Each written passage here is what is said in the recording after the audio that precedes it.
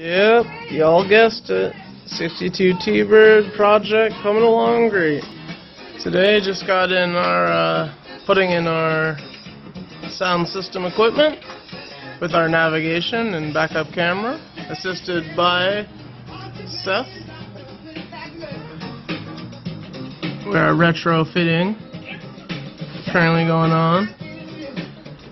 And there's the DIN dash navigation that will be going in. Speakers that had failed that we weren't quite happy with, and we ended up with the plies. Pretty clean, coming along.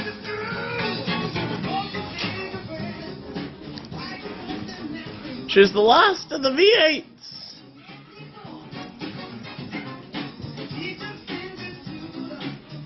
We'll upload a video sometime within a week or so, putting in the halos. Hope y'all like it.